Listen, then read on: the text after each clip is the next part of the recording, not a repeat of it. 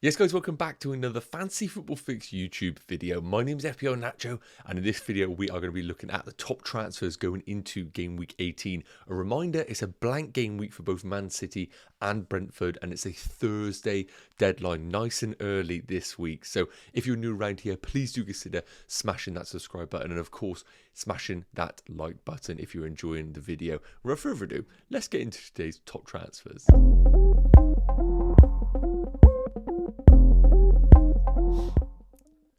So first off, we need to kick off with the Spurs midfielders because they are the talk of the town right now. Kulusevski and Richarlison. I think we've all had at some point Son in our teams or currently have him. But of course, with the impending Asia Cup, it does mean that Son will be leaving Spurs after game week 20. So game week 20 will be the last week of having Son, and then we expect him to be gone for at least 3 game weeks, which means one of these two players can definitely step up in that moment.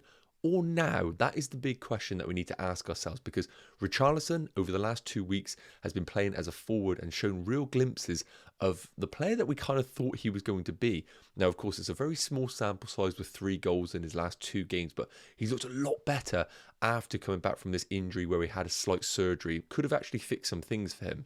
Kulusevski, on the other hand, slightly different. He's been playing every minute for Spurs, but we've seen a slight change in the way that he is playing, coming into more of the 10s, the 8 roles that they have been playing rather than right wing. I think he's great on the right hand side, but when he comes into the pockets in the absence of James Maddison, it looks like he becomes an even better FPL option. We saw that in game week 17 with a goal and an assist. Now, taking a look at that underlying numbers, Richarlison is the cheaper of the options right now at 6.7 million, but he does hog all of the goal scoring at 0.57 XG per 90. When we compare that to Kulusevski's 0.15, Kulusevski very much more of a chance creator in this Spurs team, with his expected assists far greater than Richarlison's at 0.32 per 90. But what I will say is a lot of these numbers are over the opening 17 game weeks. We've only recently seen Kulusevski drop into these number 10 positions and number 8s. And I do think this is going to enhance his goal scoring ability, but I don't want to jump to any conclusions right now because we've only got a small sample size to judge him off. But I personally think him coming into the 10, the 8 is going to make him more of a goal scorer rather than a chance creator that we've seen in the first half of the season. But again, when we're talking about goal scoring, look at the big chances per 90 for Richarlison, 1.14. When he plays, he gets chances. He's kind of similar to Darwin Núñez, gets the chances but hasn't really been putting them in the net. Hopefully, we do see a slightly different Richarlison in the next few game weeks. Now, looking at the predicted points, Kulusevski does lead the way at 14.9, but I would argue that his minutes are probably a bit more locked in than that of Richarlison's, just because of the rotation where Son can play as a forward, especially if Richarlison is having a bad game. So I would say first and foremost, I think if there was going to be an early substitution between the two, it would be Richarlison, just because they have options out wide. They can move Son down the middle, and I do think in some games Son suits being the middleman rather than Richarlison. But as I mentioned, with the Asia Cup coming up, I do think Ange is having to try new things now because he knows he's not going to have Son from game week 21 onwards. So I think Richarlison as a forward is going to stick, especially after having a few goals. You can see his confidence has come up, and you also can see in the press conference Ange is really happy with the performances. So if I was to buy one right now, I don't think it's really a debate. I think Richarlison is your man. He's cheaper, the goal threat is a lot more, and I think we are basically getting a forward at 6.7 million. Now, I don't think if you own Son, you need to move sideways to either of these. I would hold Son for Everton, Brighton and Bournemouth, and then I would look to then move to one of these Spurs midfielders. I know Son's outputs dropped a little bit off the back of game week 17, but we have to remember, only the previous week to that, he had a 17-point haul. So I don't think we need to panic about Son right now playing off that left-hand side. I think it is just one of those games where they went down to 10 men and he didn't really get many opportunities. So for me, Richarlison is the man if you were going for Spurs.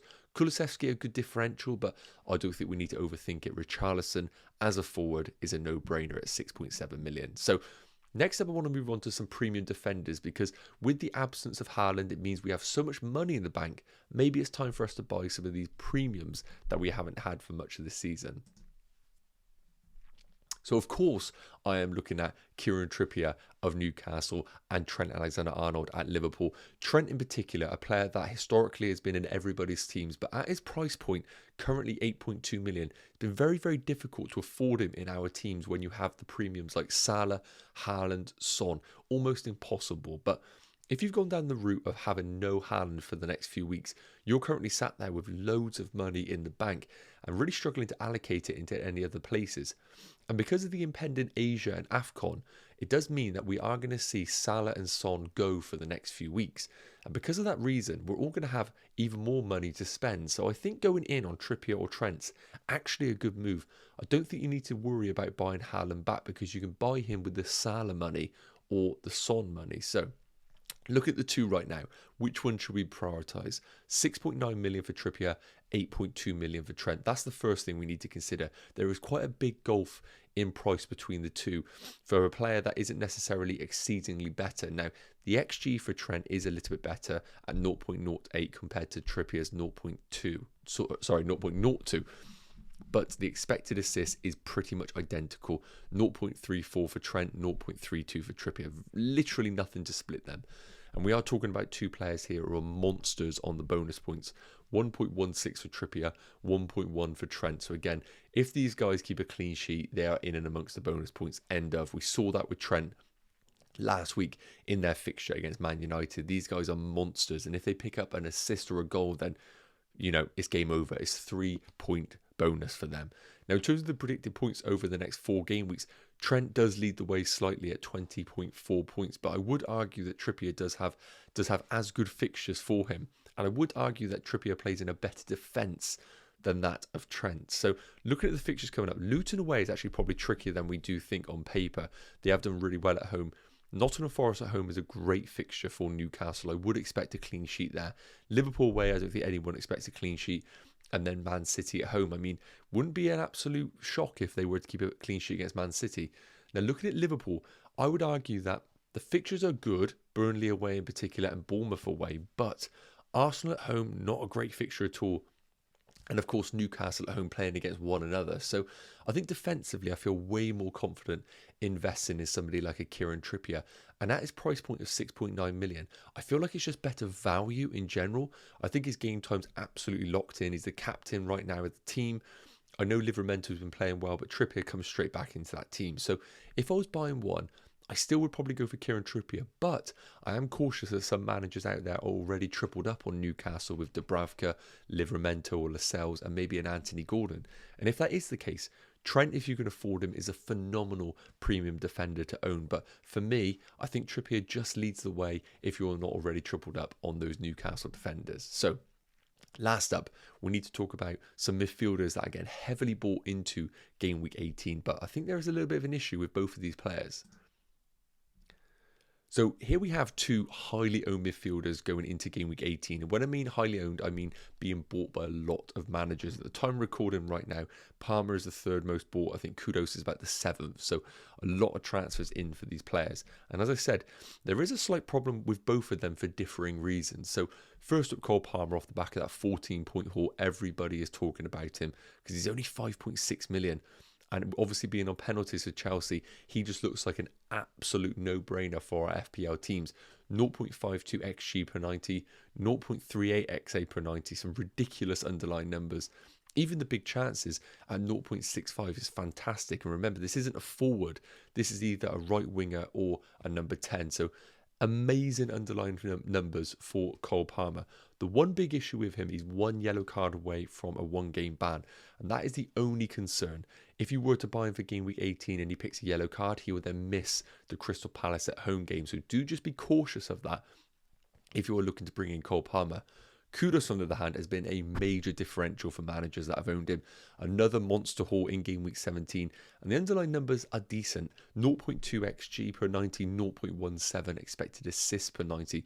They're not at the level of Cole Palmer, but Cole Palmer does have penalties. And when we take them out, the open play XG for Cole Palmer is pretty much identical to that of Kudus. So very similar XG per 90 in terms of non-pen, but the expected assist, the chance creation, is definitely in Cole Palmer's favour, as well as the big chances. So when I look at the two, my main concern with Kudus is that he's going to the AFCON competition. So he has Man United at home, Arsenal away, Brighton at home, and then he's gone for the following game weeks. And because of that reason, with the fixtures being very difficult, I don't think Kudus is a buy going into game week 18. I know a lot of managers are going there, but I just don't think it is a good use of your transfers. Even though Cole Palmer is one yellow card away, he is definitely the one to own. The fixtures long term are much better. He doesn't have any cup competition that he's going to be going away for. And sometimes players are just FPL gold, and this is one of those players in Cole Palmer. I think you take the risk with the yellow cards, knowing that you are going to own him for the foreseeable future, unless Nkunku coming into the team affects the Cole Palmer minutes. So that is going to wrap up today's Game Week 18 top transfers video. I really hope it has provided some value to you guys. As always, if you are new around here, please do consider smashing that subscribe button and dropping a like on the video, and I will see you guys in the next one. Take care. Cheers.